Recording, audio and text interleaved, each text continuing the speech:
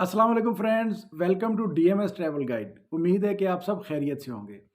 Friends, आज की video में हम बात करने जा रहे हैं 3 कंट्रीज़ के बारे में जो मार्च 2023 में शेंजन ज़ोन में एंटर हो रही है। यानी कि वो यूरोपीय यूनियन में ऑलरेडी हैं, लेकिन 2023 मार्च के मंथ में या उसके फ़ौरन बाद ये तीनों कंट्रीज़ जा रही हैं शेंजन ज़ोन में। और वो कंट्रीज़ हैं रोमानिया, बुल्गारिया और क्रोएशिया। अब इन तीनों कंट्रीज़ का मैं थोड़ा-थोड़ा आपको बैकग्राउंड बताता हूँ कि पहले इनके वीज़े में क्या आप करके तो इनका वीज़ा ले सकते थे, और अब जो है वो करंट सिचुएशन क्या चल रही है, और अगर अब आप इस टाइम वीज़ा अप्लाई करते हैं तो आपको कौन से डॉक्यूमेंट्स की ज़रूरत होगी और वीज़े के चांसेस क्या होंगे। तो ये आज की वीडियो में हम डिटेल डिस्कस करेंगे। तो फ्रेंड्स, जो दोस्त मेरे चैनल पे नए हैं उन सब दोस्तों से गुजारिश है कि चैनल को सब्सक्राइब कर दें और बेल के आइकन को ऑन कर लें, ताकि आने वाली तमाम इन्फॉर्मेटिव वीडियोस आप तक बर वक्त पहुंच सकें। तो फ्रेंड्स, चलते हैं अपने टॉपिक की तरफ, जो कि आज हम डिस्कस कर रहे हैं रोमानिया, बुल्गारिया और क्रोएशिया के बारे में। फ्रेंड्स, ये तीनों कंट्री यूरोप के बहुत अहम कंट्रीज़ हैं, और ये तीनों बड़े अरसे से कोशिश कर रही थी कि ये शेंजन जोन में शामिल हो जाएं, ताकि जो इनका जो पासपोर्ट है उसके ऊपर, यानी कि उनके डॉक्यूमेंट्स के ऊपर वीज़ा फ्री ट्रैवलिंग हो जाए। तो फ्रेंड्स, अब इस अनाउंसमेंट से पहले अगर आप कोई वीज़ा अप्लाई करते थे, अब जिस तरह कुछ दोस्तों ने रोमानिया के जो वर्क परमिट ख़रीदे 10 लाख में, 12 लाख में, ये अब एंड पे आके तो कुछ दोस्तों से मुझे पता चला कि उन्होंने 16-16 लाख रुपए का और 18 लाख रुपए का भी एक बंदे ने रोमानिया का वर्क परमिट ख़रीदा। अब एक्चुअल में रोमानिया का जो वर्क परमिट है, जो वहाँ पे कोई भी कंपनी या एम्प्लॉयर ये वीज़ा इशू करवाता है अपनी मिनिस्ट्री से, उसकी तकरीबन 100 यूरो फ़ीस है। अब जब वो वीज़ा वहाँ से इशू होता है तो वो एजेंट हज़रात के हाथ में पहुँचता है, और वहाँ से बिकता बिकता 2-3 जगहों पे बिकते हुए जब आप तक पहुँचता है तो उसकी जो प्राइस है वो बहुत ऊपर जा चुकी होती है। और यहाँ पे एजेंट हज़रात को ये पता होता है कि पाकिस्तानी यहाँ पे पाकिस्तान में क्योंकि थोड़े से हालात टफ़ हैं और लोग बाहर यूरोप की तरफ मूव होना चाहते हैं, तो उनको पता है कि मुँह मांगी रकम मिल जाती है। तो इस वजह से रोमानिया का वीज़ा बहुत एक्सपेंसिव सेल हुआ। मैं वर्क वीज़े की बात कर रहा हूँ। रोमानिया का जो टूरिस्ट वीज़ा है, ये 80 यूरो इसकी फ़ीस थी। अभी भी $80 80 यूरोज़ है। तो पाकिस्तान में इसकी एम्बेसी भी है, इसके ऊपर मैं एक वीडियो भी ऑलरेडी पहले बना चुका हूँ। इसका विज़िट वीज़ा भी कोई बहुत ज़्यादा मुश्किल वीज़ा नहीं था।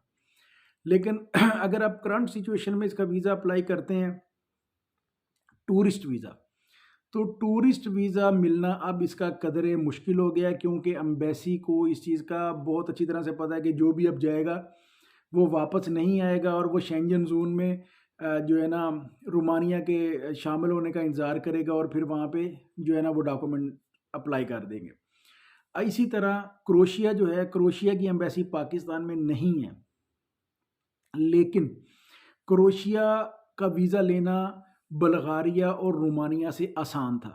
अब क्रोएशिया की एम्बेसी 2 तरह से आपको डील करती थी कि आप या तो ईरान चले जाएँ और जाके वीज़ा अप्लाई कर दें, और दूसरा तरीका उनका ये था कि वो कहते थे कि आप वाया ईमेल हमें डॉक्यूमेंट सेंड करें, ऑनलाइन आप हमें फ़ीस भेजें, और आप हमें इन एडवांस ये बता दें कि in case of your visa approval, कि अगर आपका वीज़ा अप्रूव हो जाता है तो आप कौन सी एम्बेसी से अपना वीज़ा लेंगे। आप ईरान आएँगे, दुबई जाएँगे, या कतर से लेंगे, या तुर्की से लेंगे। कोई भी आप उन्हें क्रोएशियन एम्बेसी बता सकते थे कि जी हम वहाँ से जाके आप ये वीज़ा हासिल करेंगे, तो वो आपको वाया ईमेल कन्फर्मेशन भेज देते थे। उसका प्रिंट लेके आप जो एम्बेसी आपने बताई होती थी वहाँ पे अपॉइंटमेंट लेके आप अपना वीज़ा पासपोर्ट पे पेस्ट करवा सकते थे। तो ये फैसिलिटी क्रोएशिया ने दी थी। और क्रोएशिया का वीज़ा, यानी कि ये जो 3 कंट्रीज़ हम डिस्कस कर रहे हैं, क्रोएशिया, बुल्गारिया और रोमानिया, इनमें सबसे ज़्यादा ईज़ी जो वीज़ा था वो क्रोएशिया का वीज़ा था। हालाँकि उसकी एम्बेसी पाकिस्तान में नहीं थी।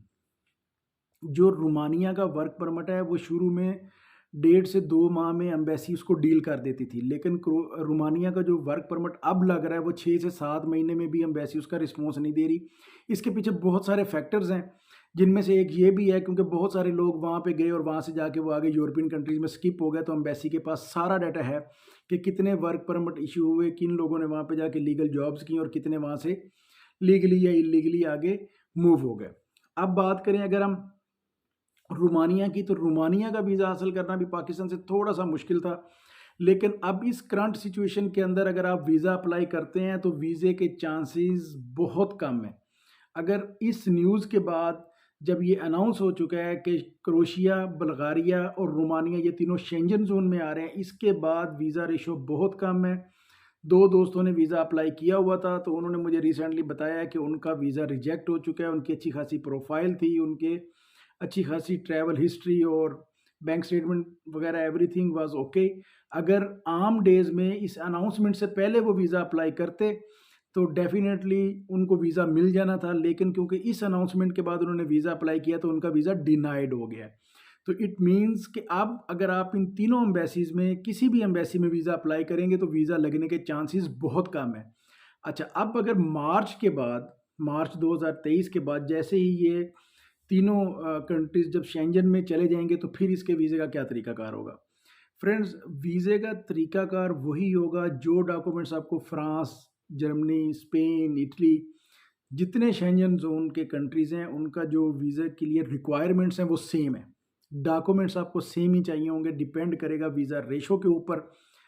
तो देखते हैं कि जैसे ही ये शेंजन ज़ोन में जाएँगे तो उसके बाद इनकी वीज़ा रेशो कैसी रहेगी। डेफ़िनेटली मुझे मेरे ख़्याल में जो मेरा एनालिसिस है उसमें ये वीज़ा रेशो अपनी बहुत कम कर देंगे और ये बहुत ज़्यादा सख्ती करेंगे, क्योंकि रोमानिया और बुल्गारिया ये ऐसे कंट्रीज़ हैं जहाँ पे पहले ये बहुत ज़्यादा इल्लीगल इमिग्रेंट्स को फेस कर रहे हैं और इनके ऊपर यूरोप की तरफ से, शेंजन ज़ोन की तरफ से बहुत ज़्यादा प्रेशर था कि आप इल्लीगल इमिग्रेंट्स को जो है वो अपनी कंट्री में इंटर होने से रोकें।